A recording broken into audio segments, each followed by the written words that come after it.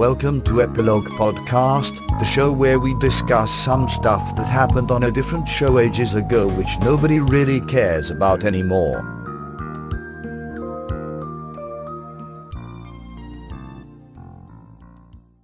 Hello, I'm Portponky. And I'm LeBloc. Today we are discussing Deep Space Nine, Season 4, Episode 23, To the Death. The DS9 crew team up with the Jem'Hadar unit to eliminate some other Jem'Hadar guys. An unlikely alliance. A confusing alliance, as it turned out, towards the end. Why do you say confusing?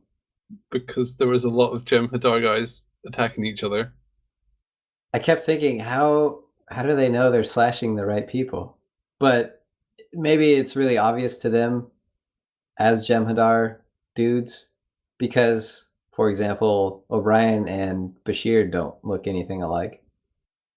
Well, yes. Although they are wearing different coloured uniforms as well. Okay, it's I was about to say Cisco and Worf, but that doesn't work. Okay, probably the two most similar looking guys. I don't know why they didn't wear hats or something, because otherwise the DS9 crew would surely kill some of the Jem'Hadar guys that were on their side. They're not going to just sit and wait for each Jem'Hadar to attack them in turn before defending themselves. Wait, hold on a second. Are you on my team or not? Okay, let's continue. I think people worked this out a long time ago. Are we subtly exposing our racism in saying they all look alike? Yeah, but they do all look alike. That's factual. I mean, I'm not saying they look identical. They are very similar. Like, the difference between Cisco and Bashir is a lot more than the difference between two Jem'Hadar guys. Fair enough. If anything, it's the founders that are racist by making them all from apparently a rather narrow genetic source. So, what did you think of this episode? Was it exciting and fun? Yes, it was both of those things. I enjoyed this episode. The lead up to the ending sequence was full of tense moments, and it actually felt scary having these people side by side on the Defiant.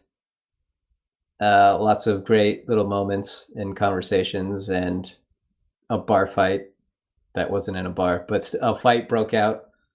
So good stuff. I felt that the battle at the end was a little bit underwhelming. Yeah, it's oddly the weakest part of the episode. The stuff that leads up to it is much better. There's a production reason for this, or at least sort of. Quite a lot was cut from the end because it was ridiculously violent. About 2 minutes of action sequences were cut. That is a lot. Cisco's body count was like 35 or something. And they cut it down to 7. They went way overboard with murdering Jem'Hadar guys, which is understandable because it kind of needed something like that to hold the weight of the rest of the episode.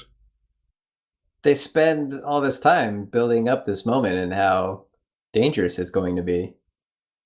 The stakes are high. Stakes are high, but it's actually not that hard to win. No, not at all. What did you think coming back to this episode?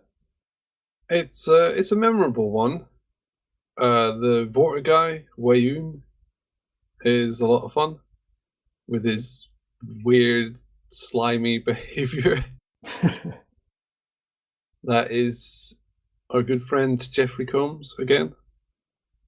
Yes. He slips into these roles so well. So he's Liquidator Brunt as well. And another guy from a rubbish episode. I thought he was fab as a Vorta. He's like a politician, but distilled. It's just a pity they shot him to bits. That I didn't see coming. No, well, it made no sense. He shot him and said that's for questioning our loyalty.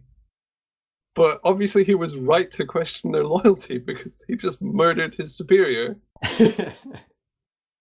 How dare you question me? I'll prove you wrong by doing exactly what you said. Oh, no, wait, hang on. Also, by doing that, didn't he just sign his own death warrant? Because he's the only one that could open that box for the white, and they need that stuff to survive. So... Well, one of them took the box away at the end.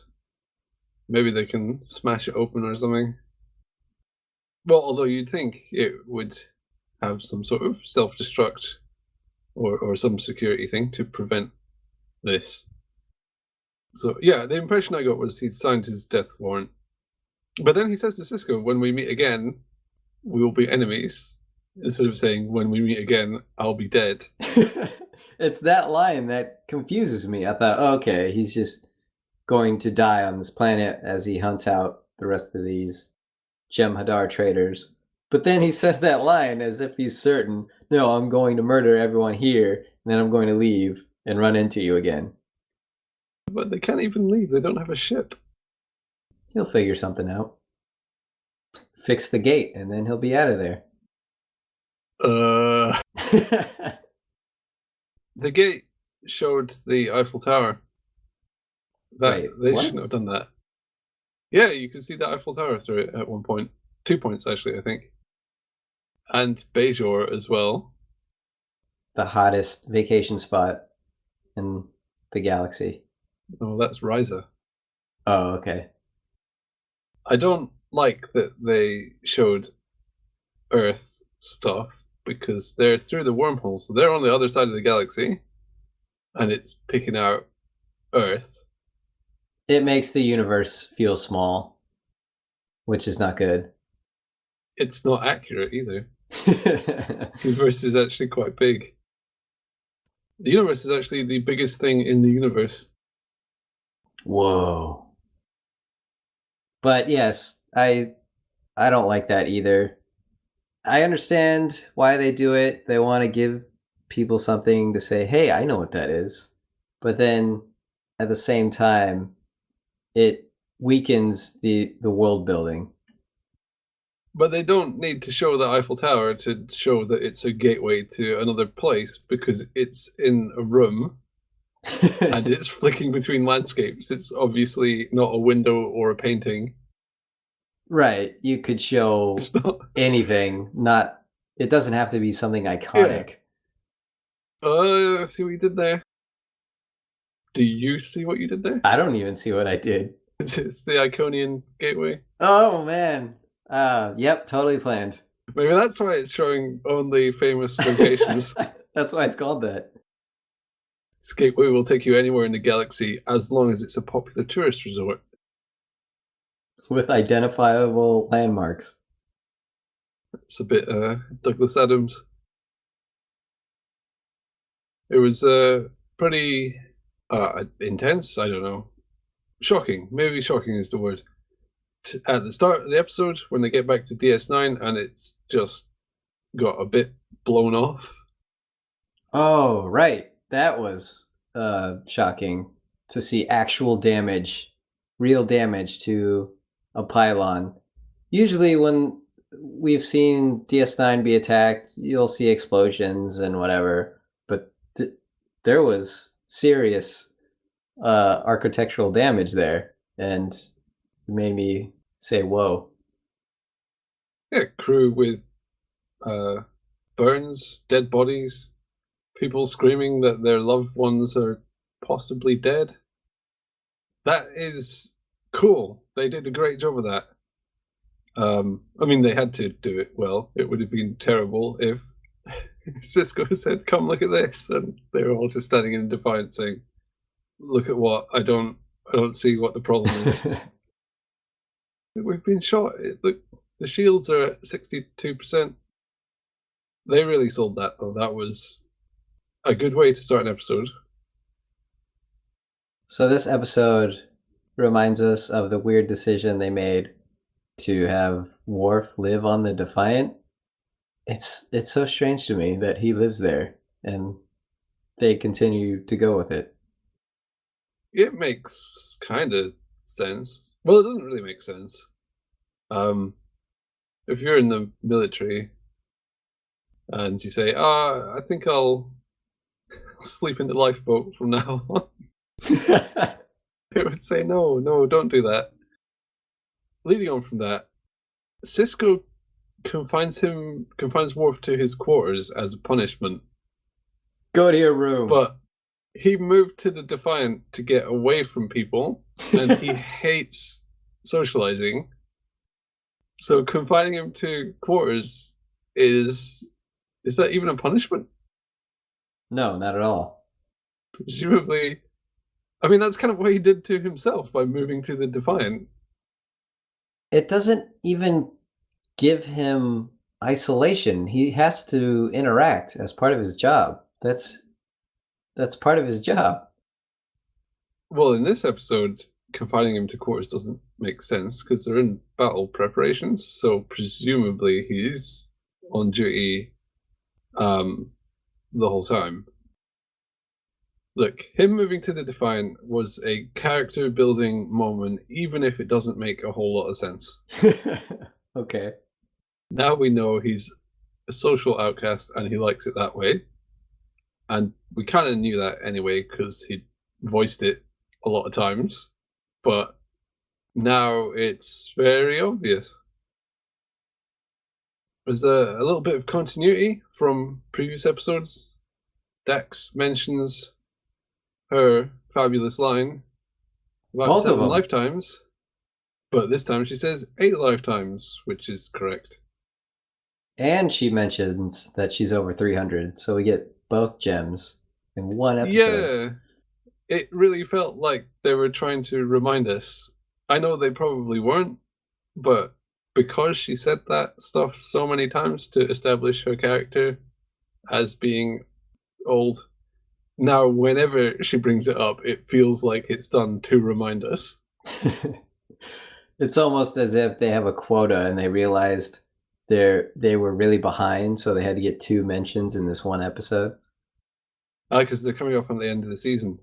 Yes, exactly. So if she says it twice in the next episode and the next one and the last one, then your theory is correct. Your hypothesis, I should say. She mentioned something new here. Well, I think it's new. She mentions her mother. I don't think she's ever mentioned her mother before. And because she did, I am going to predict we find out more about Dax's mother, possibly even meet her. Why would we necessarily meet her mother? It was a strange thing to say out of nowhere, and I think they will develop that later. Plus, they never know what to do with Dax, so maybe that sparked something in them. Hey, she has a mother. We can make a story, I guess. Of course she has a mother. Well, a living mother. Well, technically we don't know that her mother is alive. I guess she could be making recordings for her dead mother. Okay, well, she could be. Okay, so she has a living mother, but that's not strange. But I think most of the characters have living parents. We know O'Brien's mother is dead and has also been referenced as being still alive. And Sisko's father is alive and has been referenced as potentially dying. So, other than that, it's not that surprising she has a mother. But yeah, okay, so you predict her mom's going to show up. Sure, why not? Well, if you're right, then we'll get an episode that doesn't really sound very good. But you'll have the benefit of being right. If that happens, I think it'll be one of the clunkers. And if you're wrong, then we get the benefit of not having an episode about Dax's mom. Correct. So you're kind of hedging your bets there. So during that scene, O'Brien mentions that he's averaging 2 goodbye messages a year. What? And then he laughs about it as if that's hilarious that he could leave a widow and child. He's laughing because people laugh when they don't know how to react emotionally. Oh, I'm not questioning his reaction. It's just insane that he has this job and his life is at risk so often. Well, he only records messages when it's a mission with low chances of survival. Which happen all the time. Every 6 months, yes. Do you think he redoes the same? Oh, that's too bleak. I can't do that. Like he has a script. Yeah. Ugh. Well, if you've done it 11 times, you get pretty good at it. He must have one beautiful goodbye message at this point. After all that practice? It's actually really sad that he has said goodbye to his family so many times.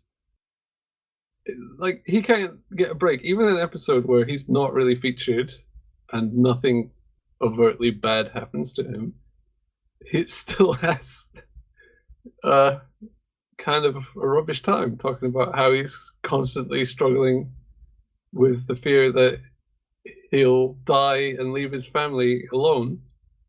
So even when nothing overtly horrible happens to O'Brien, we still know he's suffering emotional pain because he has to record these things. Even on a good day, O'Brien has a bad day. Yes, although, interestingly, Dax bought into our headcanon that O'Brien cannot die. Oh, she was convinced he cannot die because he can't. And she's worked it out. If he dies, the suffering ends. And O'Brien is the universe's lightning conductor for suffering. And the only way he can get the most suffering is by living for a very, very long time. She even predicted all his friends and family would be there to see him die. I like her reasoning, though, that her gut instincts are extremely developed because she's over 300 years old, you know? I don't know if you know that. Her guts aren't 300 years old. But then again, I guess the symbiont is in their guts. So yeah, it enhances the guts. Yep. Plop it right down there in the digestive tract. That's where it lives. For some reason. Wouldn't it want to be near the brain? Why would it be near the brain? That would be so logical. They're not Vulcans. I like that the Jem'Hadar guy was 8 years old. Oh, that was neat. And it makes sense because they are immediately sent out into battle and die all the time. That's kind of a theme to this episode, and that's one thing that slightly annoyed me. The Jem'Hadar kept saying, oh yeah, just run in, die, fighting, whoop-de-doo. But they are hatched and grown in 3 days, not sort of 20 years. I mean, there's a fairly obvious and fundamental difference in the value of the troops of the Jem'Hadar and the Federation. A difference that can't be ignored because it's huge. Yes, and they should have acknowledged that. He should have said, well, we run in and die because it takes 3 days to make new ones of us. I understand why you guys might not want to die, because 20 years is frankly quite expensive. But no, instead, he just has a lot of angry staring matches with Sisko. The title you get is mentioned when you reach 20 years. I forgot, Elder something. Honored Elder. Why would it be honored? It seems like you wouldn't want to reach that if you were Jem'Hadar. You would want to have died in battle and served. the founders. Well, if they can make new Jem'Hadar in 3 days virtually cost-free, what would be the value in keeping them for a long time? Nothing. It's odd they don't have a built-in time limit. Like, they can only live to 3 or 4 years or something, like a Blade Runner. Or some sort of program to get rid of old people, like in... Oh, why is the name of that movie escaping Logan's me? Run. Yes, there we go. It's the sexiest movie ever. Yeah, why would they let them live long and then drain their resources? Well, I guess it makes no difference if it's a new one or one that's a decade old or 2 decades or whatever on paper. But we've seen a couple times now that they can develop independent ideas and, well, they can go renegade, for one. Yeah. Plus, the advanced age didn't seem to imply they were better at fighting, particularly. I didn't get that don't get impression. that impression. So it does seem odd that they don't just kill them off at a year or something. That way you keep them fresh and you mitigate the possibility of mutiny spreading. Yes, if they've all got a year-long time limit and then they naturally die, then problem solved. If there's a big mutiny, you just build a bunch of new ones and color code them. You can make them a different color and say, okay, well, the grey ones have all gone funny, so if you see a grey one, just kill them. Hell, they could change color as they got old, just like in Logan's Run, where they have to wear different colors. And they can say, that guy is 2 days away from expiry, let's not send him into battle. They should have consulted us. Well, that's the founders for you. They're so blinded by their own racism that they don't design cool, color-changing Jem'Hadar. Although the drug addiction to Ketracel White is a very nice touch. I guess that's their form of a built-in time limit. But I think a genetic time bomb would have been a good backup. Yeah, you don't want to rely on one plan. You've got to make layers. I mean, we saw in this episode, O'Brien said the chemical backup detonator would blow up the explosives. So, once again, he's shown backups very helpful. R.I.P. Wei-Yun. So, do you have a quote from the show? I do. A dead man can't learn from his mistakes. But other men can learn about the dead man's mistakes. Oh, yeah, that. Well, you say that, but it's been shown many times that the death penalty is not an effective deterrent. Correct. So can other people learn from a dead guy's mistake, or will they just say, well, that guy's an idiot. Good thing I'm a genius. Only idiots die. I was so annoyed when he killed that guy. They only have 6 guys, and they're fighting 160. And then he kills a guy for being a bit mouthy. Over a minor infraction. I was surprised there was any guys left by the time they got there. I thought the same thing. If that guy died over that, how are any of these guys alive? And he wanted Cisco to kill Worf, arguably the only really strong person on the Federation crew, apart from probably Dex. Kill him now, or kill yourself, whichever. Oh yeah, he wanted him to kill himself as well. Seriously, you need to kill a few of you guys. Someone needs to die. I'm serious. If you kill 3 guys, I'll kill 1 more of my kind.